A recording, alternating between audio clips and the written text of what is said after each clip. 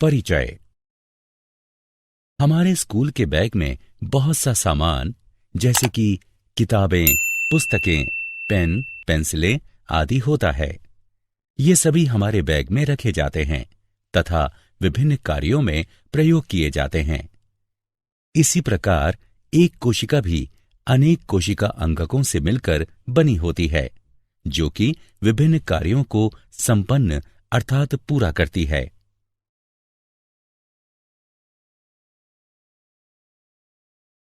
उद्देश्य।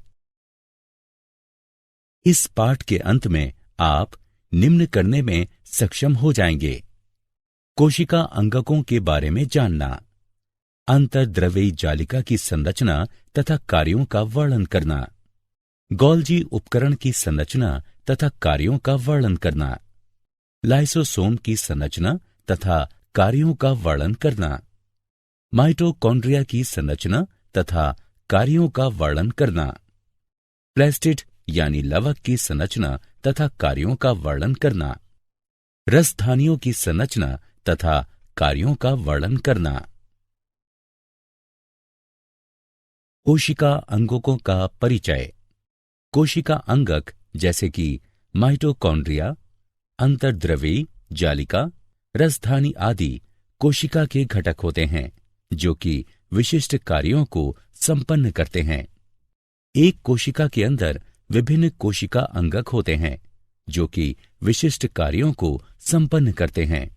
ये झिल्ली से घिरे हुए होते हैं। प्रत्येक प्रकार की कोशिका जैसे कि एक कोशिक अथवा बहुकोशिक पादप अथवा जंतु कोशिका विभिन्न प्रकार के कोशिकांगों से मिलकर बनी होती है, जो कि विशिष्ट कार्यों को संपन्न करते हैं। अंतर्द्रव्यी जालिका, गोल्जी उपकरण, लाइसोसोम, माइटोकॉन्ड्रिया, प्लास्टिड यानी लवक तथा रसधानी आदि इन कोशिका अंगकों के कुछ उदाहरण हैं। आओ अब इनकी संरचना तथा कार्यों के बारे में विस्तार से जानते हैं।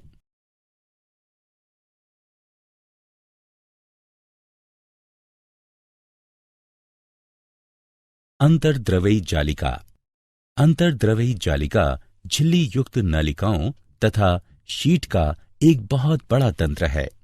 इसमें लंबी नालिकाओं अथवा गोल थैलों जैसी संरचनाएं पाई जाती हैं, जिन्हें पुटिकाएं कहते हैं।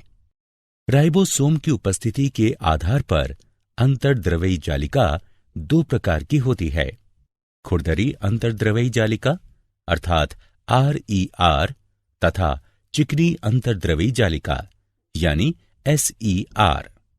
इलेक्ट्रॉन सूक्ष्मदर्शी से देखने पर खुरदरी अंतर्द्रव्यी जालिका यानी RER की सतह खुरदरी दिखाई पड़ती है, क्योंकि इसकी सतह पर राइबोसोम लगे होते हैं। राइबोसोम पर प्रोटीन संश्लेषित होता है, इसलिए खुरदरी अंतर्द्रव्यी जालिका यानी RER प्रोटीन संश्लेषण तथा कोशिका के अंदर इनके परिवहन में भी लाभदायक होती है। चिकनी अंतर्द्रव्यी जालिका यानी SER की सतह पर कोई भी राइबोसोम नहीं पाया जाता है। SER वसा अथवा लिपिड अणुओं के निर्माण में सहायता करती है, जो कि कोशिका कार्यों के लिए महत्वपूर्ण होते हैं। कुछ प्रोटीन तथा वसा कोशिका झिल्ली को बनाने में सहायता करते हैं। इस प्रक्रिया को झिल्ली जीवात जनन कहते हैं। ये कशेरुकी के यकृत की कोशिकाओं में विष तथा दवा को निराविषीकरण करने में महत्वपूर्ण भूमिका निभाती है।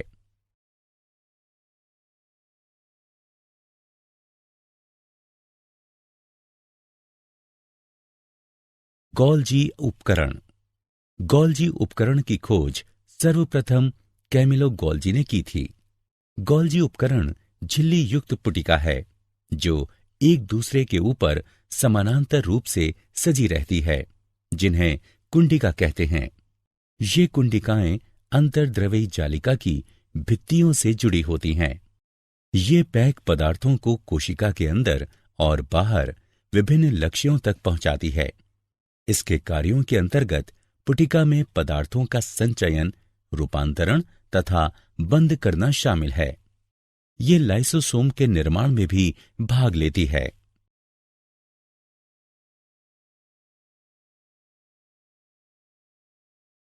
लाइसोसोम एकल झिल्ली युक्त थैले होते हैं जिनमें कि पाचनकारी एंजाइम पाए जाते हैं।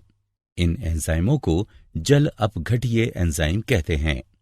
लाइसोसोम बाहरी पदार्थ के कोशिका अंगकों के टूटे फूटे भागों को पाचित करके कोशिका को साफ करते हैं। कोशिका के अंदर आने वाले बाहरी पदार्थ जैसे बैक्टीरिया अथवा भोजन तथा पुराने अंगक लाइसोसोम में चले जाते हैं, जो उन्हें छोटे छोटे टुकड़ों में तोड़ देते हैं। कोशिकीय चयापचय में व्यवधान के कारण जब कोशिका क्षतिग्रस्त या मृत हो जाती है तो लाइसोसोम फट जाते हैं और एंजाइम अपनी ही कोशिकाओं को पाचित कर देते हैं। इसलिए लाइसोसोम को कोशिका की आत्मघाती थैली भी कहते हैं।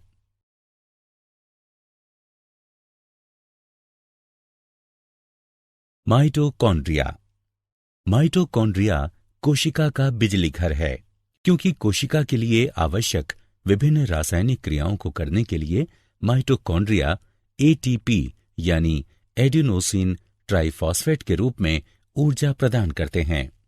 एटीपी को कोशिका की ऊर्जा मुद्रा के रूप में जाना जाता है। माइटोकॉन्ड्रिया में दोहरी झिल्ली होती है। बाहरी झिल्ली छिद्रित होती है। भीतरी झिल्ली में बहुत ज्यादा वलय होते हैं। इन वलयों को क्रिस्टी कहते हैं।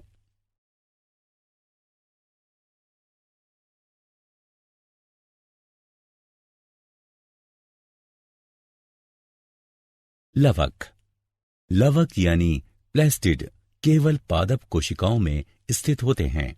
जंतु कोशिकाओं में ये नहीं पाए जाते हैं। लवक यानी प्लेस्टिड बाह्य रचना में माइटोकॉन्ड्रिया की तरह होते हैं। ये दो प्रकार के होते हैं, क्रोमोप्लास्ट यानी रंगीन प्लास्टिड तथा ल्यूकोप्लास्ट यानी श्वेत तथा रंगहीन प्लास्टिड। क्रोमोप्लास्ट रंगीन प्लास्टिड होते हैं जो कि फूलों तथा फलों को विभिन्न रंग प्रदान करते हैं। ल्यूकोप्लास्ट रंगहीन प्लास्टिड होते हैं। इसमें स्टार्च, तेल तथा प्रोटीन जैसे पदार्थ संचित होते हैं। क्लोरोफिल युक्त प्लास्टिड को क्लोरोप्लास्ट कहते हैं। ये पौधों में प्रकाश संश्लेषण के लिए आवश्यक होते हैं।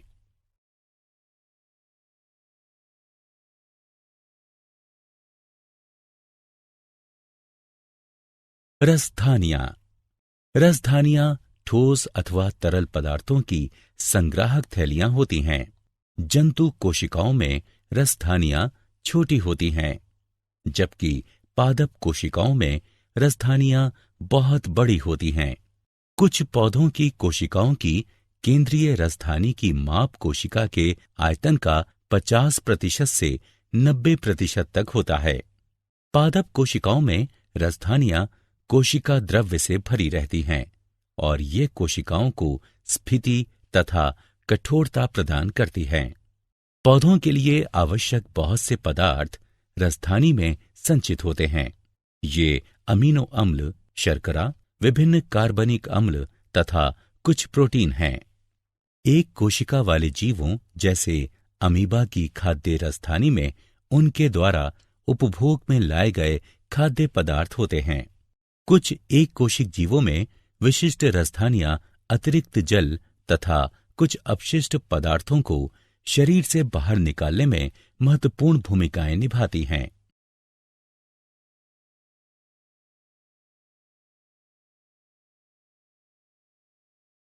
सारांश।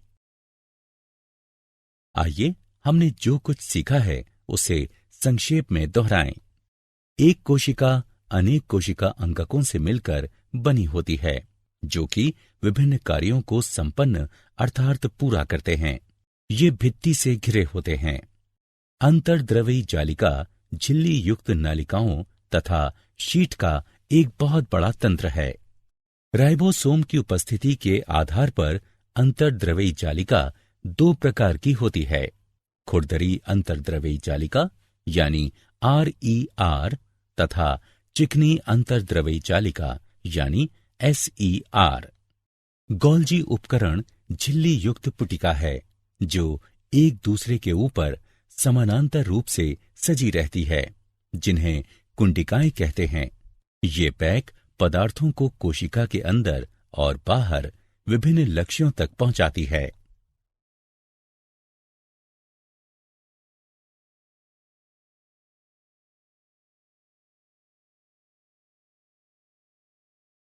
माइटोकॉन्ड्रिया कोशिका का बिजली घर होता है, क्योंकि कोशिका के लिए आवश्यक विभिन्न रासायनिक क्रियाओं को करने के लिए माइटोकॉन्ड्रिया ATP यानी एडेनोसिन ट्राइफॉस्फेट के रूप में ऊर्जा प्रदान करते हैं।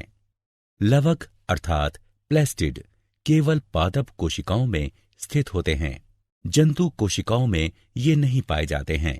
अनेक पादप कोशिकाओं में बड़े झिल्ली युक्त अंगक लवक प्लास्टिड पाए जाते हैं, जो कि दो प्रकार के होते हैं, क्रोमोप्लास्ट तथा ल्यूकोप्लास्ट। क्लोरोफिल युक्त प्लास्टिड को क्लोरोप्लास्ट कहते हैं तथा ये प्रकाश संश्लेषण में सहायक होते हैं। ल्यूकोप्लास्ट का प्राथमिक कार्य संचयन करना है। अनेक पादप कोशिकाओं में एक बड़ी मध्य रसधानी पाई जाती है, जो कि कोशिकाओं को स्फीति तथा कठोरता प्रदान करती है।